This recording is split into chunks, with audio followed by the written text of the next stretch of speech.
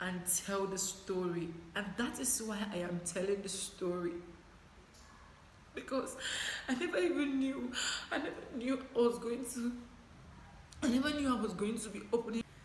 Hi guys, welcome back to my channel. It's Dio, not just in the building. If this is the first time you're coming across my video or you're coming across my content, consider subscribing, as this channel is all about lifestyle, beauty and vlog.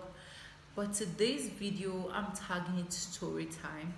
I am going to be telling you how I lost my nail cap and how I have been surviving without a nail cap. For those of you that don't know what, you should know what nail cap is, so I cannot say for those of you that don't know what nail cap is. As you can see, this is my right nail. It's perfect, but I can't do the same to my left. I can't even do that now. I can't do the same to my left. So I'm going to be telling you the story of how it all happened. Okay, so just stay tuned. I'll be right back. Is the or not yet? Welcome back, guys. So it all started 2011. Yeah, 2011 when I was about to write my WAEC and I was equally about to write JAM same time to go to school to look for admission then go to school. So it was Christmas, December. I went to not it was December, yeah, 2011 December. I went to see my elder sister. I was like, okay, I'm going to spend Christmas there. I'm going to spend Christmas there. So when I went there to see her, she she was so happy. So I went there on the 15th of December 2011 to spend Christmas. Then after spending my Christmas, then I can come back to the house. So um I she left her shop for me. I started taking care of her shop. Like she was around, but I do take care of her shop because she was dealing on boutiques then. She sell clothes then, so she had a boutique. So I was like kind of trying to help her out and the rest of that. So on the 21st of December, 4 days to Christmas, I decided I want to go back to the house for no reason because then till date my parents reside in Kaduna. So I know Kaduna to Abuja. For those of you that know, Kaduna to Abuja road is not too far. So I was like, I don't want to spend Christmas again. I want to go back to the house. So my sister was like, why? Well, you were here. You said you want to spend Christmas. I asked you before coming. You said you were here to spend Christmas. So why the sudden change of mind? What's the problem? What is happening? I said, I don't know. I don't want to spend Christmas again. I want to go back to the house, which is 21st. So she was like, Faith, why are you doing this now? I said, I don't know, but I want to go back. I called my dad, and if you've been on this channel, you know my daddy loves me so much. I'm his favorite. So I called my dad. I was like, I want to come back. My dad said, but you were there to spend Christmas with your sister. I said, yes, but I don't want to spend Christmas again. I want to come back to the house. I am tired. I want to come back to the house. And I told my dad, I made a comment to my dad. I was like, if I don't come back today, if I don't come back home today, I am going to die. My dad was like, what? What, Faith? What? Why did you have to say that? If that is the case, then you better start coming back to the house. And then it was past 3 already because initially, most of the times when I go visit her in Abuja like that, if I want to leave Abuja back to Kaduna, I will have to leave as early as 12. She will take me to the park, make sure every of my things are fixed so that I can get to the house on time. But then it was past 3 in the evening, past 3 p.m. So my sister was kind of worried, but because of the statement I made and because my dad has to call her and tell her, let her start coming. I don't know why she's making such comments, but I don't want anything to happen to her. Just allow her to start coming. So my sister was like, okay, so even if you're going, I cannot allow you just go like that. Okay, pick up any clothes you want from the boutique. Pick for my other siblings. Pick for this person. Okay, I picked, and she was like, okay, take this money. This is for you. This is for this person. This is for that person. I was just busy packing unnecessary things of which I don't know why I was doing those packing. So I was packing teddy bears, packing different nonsense that were not even going to be useful to me as a thing. So I told her I was done. So she was like, okay, come, let me just take you so that we can start going. The story of this bike man, the bike man that took me to the park before we got the accident, I'm going to do that story separately because that one was a separate discussion that me and him were having. So I'll just do that one separately. So she called her bike man because what she normally do is she always pay the guy to go take some things for her or when her goods arrives and the rest of that. So she was like, she called the guy. The guy was like, okay. The guy was like, I'm sleeping. I was like, come. I was the one that called him. I was like, come, take me to the park. I want to go back to the house. The guy was like, I'm sleeping. That's why I said the story of that guy is gonna be another day. So the guy was like, I said, please stand up. So the guy came. Immediately the guy came. The guy said, okay, let's go. I packed my things, like unnecessary things I wasn't going to need. I just packed them. So I have my school bag, and then I was using one phone that is like a car. My elder sister got it for me, not the one I'm staying with, not the one I went to visit, our first one. So she got that phone for me, so I was having it. It was a very fancy phone, so I was like hanging it in that bag because like I just want to be showing to people that I have a fine phone. So on my way, if you're very current with Abuja, you know that Zuba Bridge, right? And you know how Abuja demarcates their roads very well, especially on the highway. So we have a place for car, we have a place for this, we have a place for the lorry and the rest of that, taxi, trailers and the rest of that. So we're on our own lane, on the bike lane. So we were going, all of a sudden, my bike man started speeding. He started speeding. So one spirit was telling me, Faith, tell the bike man to slow down. Tell the bike man to slow down. I wanted to voice it out, but I can't say anything. I don't know what to say. It's not coming out. Not like I was dreaming. I was not dreaming. It was a normal thing. I was going to the park, but I can't tell him to slow down. If I want to say slow down, the thing just held me back. So I don't know what happened. If you've experienced that before, please comment in the comment section. So I was trying to tell him, so the spirit keep telling me, tell your bike man to slow down, but I can't say it out. I'm trying to voice it out, but it's not coming out. So my bike man was on a high speed, so I was just talking to my elder sister's friend because I was like telling him that I've left already. So me and him were still on the phone, and at the same time this spirit keep telling me to tell my bike man to slow down, but I don't know how to voice it out. But I can talk on the phone, not like I am deaf, not like I am dumb. So that was how he keeps speeding. We're still on the phone. He was just on that highway. Immediately I was about to just touch him to tell him to slow down. Another bike man just double crossed us. And immediately that bike man double crossed us, the next place I saw myself was I was kissing Jesus. Immediately he double crossed us. I left the bike, including my phone and everything that I was on call.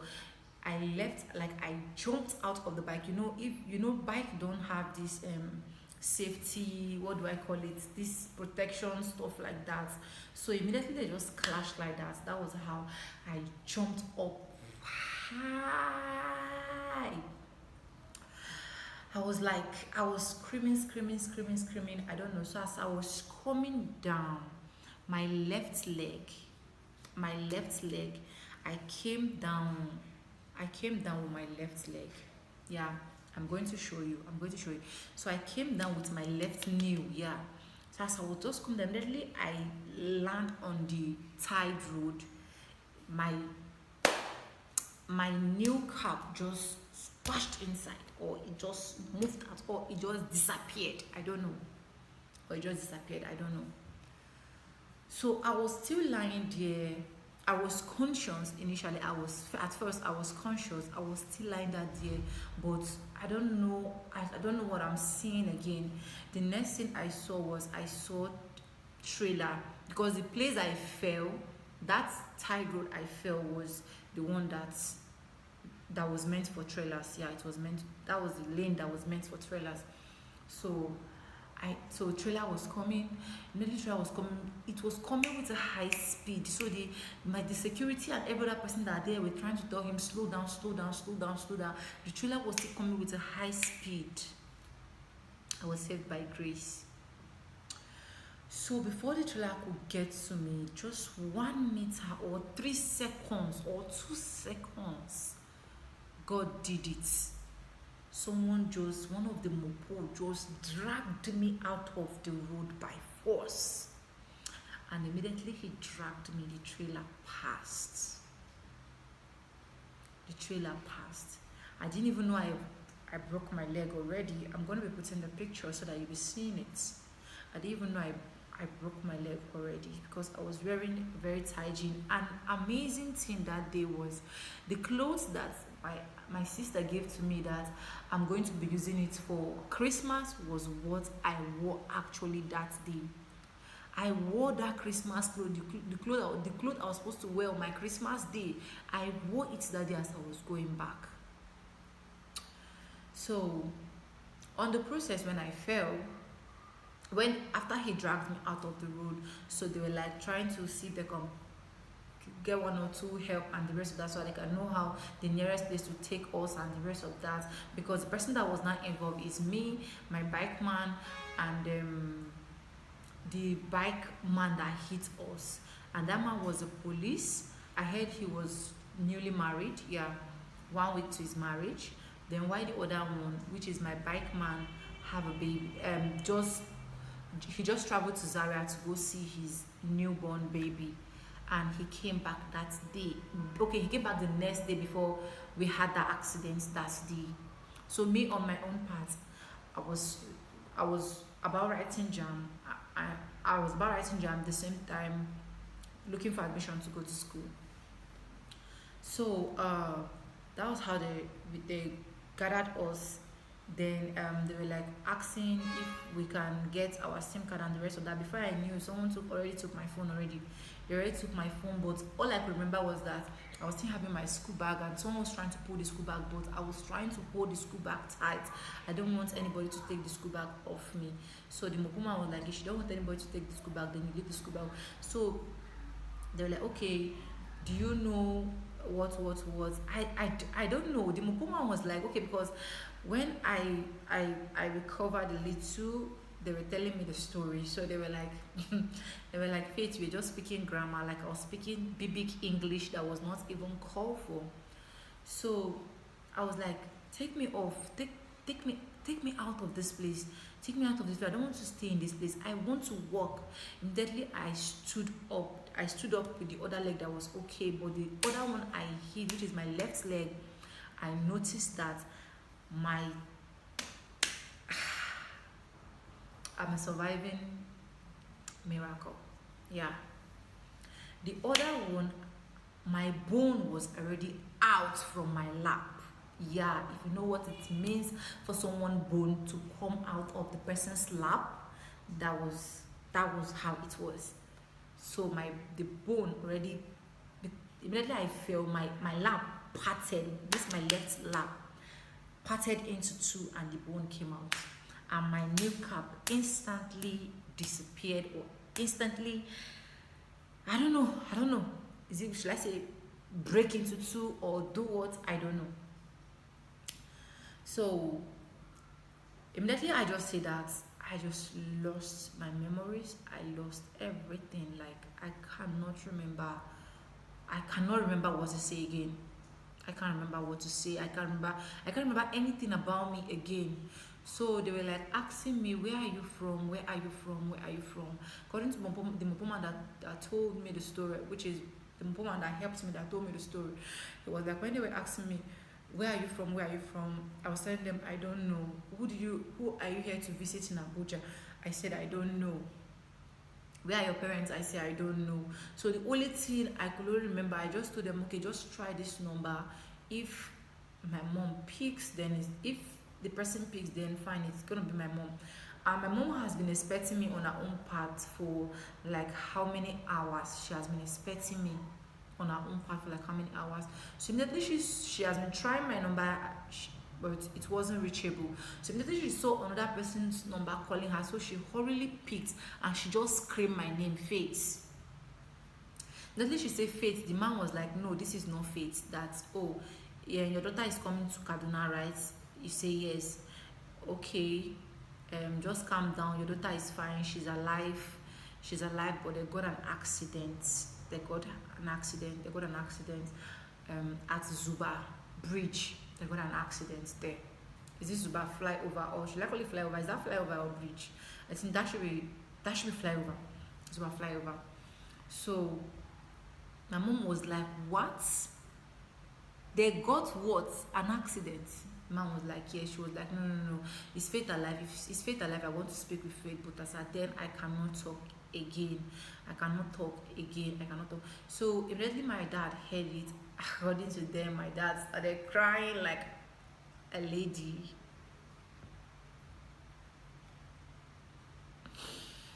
So my dad started crying, started screaming, and they were like, I want to see Faith. My dad was like, I want to see Faith, even if she's dead, bring her to me, bring Faith to me. I know that when she sees me, she's going to be fine. I know that when she sees me, she's going to be okay. Bring Faith to me, even if it's a dead body. I know that once she gets into my compound, she's going to be fine. So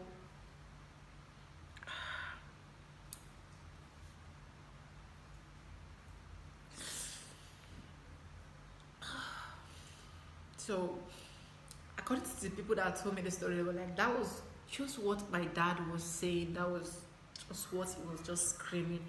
So that she'll bring his daughter, she'll be fine. Even if she's dead, once she see him, she's going to be fine. She's going to wake up, because the agreement he had with God is for me to bury him and not for him to bury me.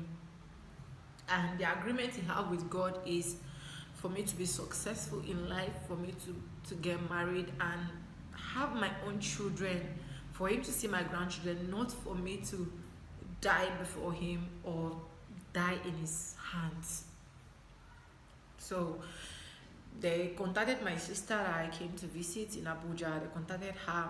She was like, Jesus Christ. People will start saying she used me for ritual.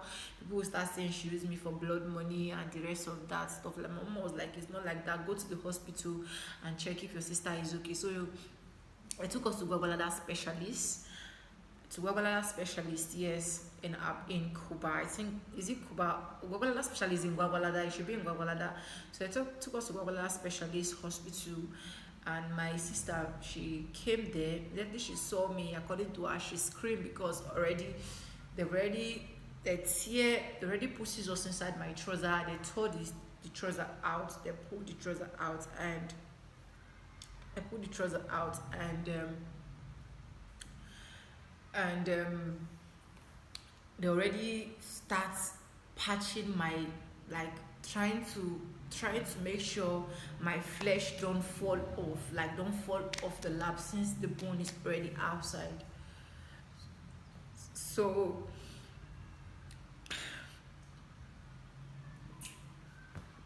my bike man on the other part,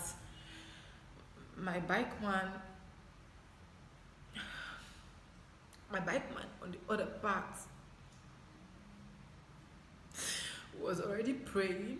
He was praying. He was just reciting Quran, because he's a Muslim man. He was a Muslim guy, so he was just basically reciting Quran. He was just reciting it over and over again.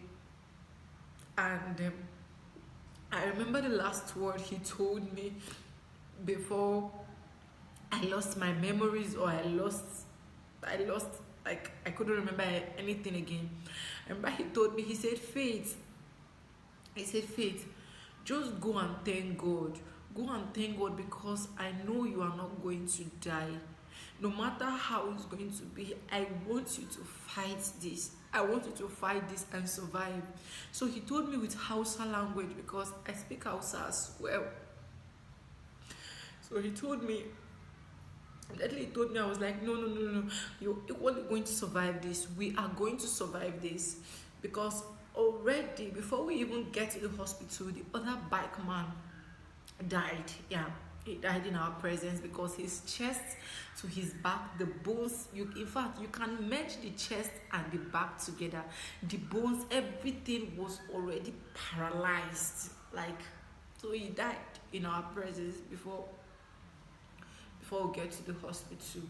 So he was like telling me I'm going to survive. I told him, you're going to survive this as well. So my sister came, and immediately my sister was like, okay, they should start treatment and they should commence treatment. My dad said no, my mom said no, that they should bring me back to the house. They should bring me back to Kaduna that night, even if it would take them to bring me by 2 a.m. or 3 a.m. in the night.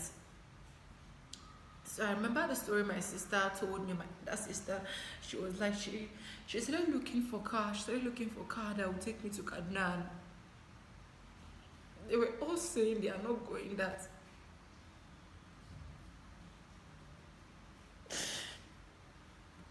That this girl is not going to survive. She's going to die. She's going to die along the road. So why wasting your time? Why wasting your time? Why wasting your time taking her to Kaduna? Just leave her here. She's going to die. See, she's bleeding everywhere. I was in an ambulance. Inside the ambulance, they were giving me a drip at the same time, making sure I am okay. My sister was like, no, my sister is not going to die. She's going to survive this. She's going to get through this. So, and my dad as well was equally saying his own part, I'm not going to die. So my sister was like, she looked for car from that 6 p.m. to 8 p.m. in the night. Nobody was saying it was gonna go. Like, she lost all hope already. Luckily for her, one man just showed face, and the man was like, I'm going to Kaduna, what is the problem? And she showed me the man. The man was like, God, the only issue I will have is I don't want your sister to die along the road. My sister said no, that her sister is not going to die along the road, and she's going to survive. She will not only survive and get to Kaduna, but she will survive it and tell the story. And that is why I am telling the story. Because I never knew I was going to be opening a YouTube channel. So I wonder why she made that comment, and she told me, she said, I said you were going to tell the story.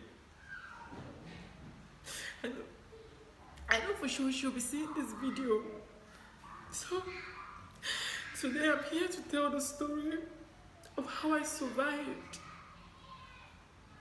So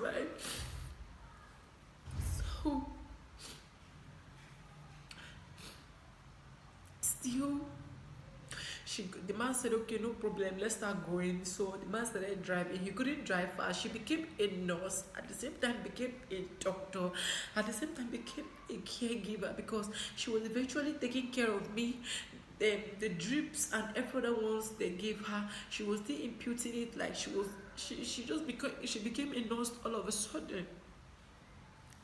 So gradually we are going, and she said when we got to one part like that, I can't remember the name she called. When we got to the part, and armed robbers were like there, they were like shooting gun at the rest of that, and they were like, hey, we should stop and the rest of that. But my sister said no, that the driver cannot stop, that if the driver stopped, then definitely I am going to die, because we are not going to survive it. So thankfully to God, they bypassed the armed robbers, and even when they were shooting, nothing happened, and we moved. So getting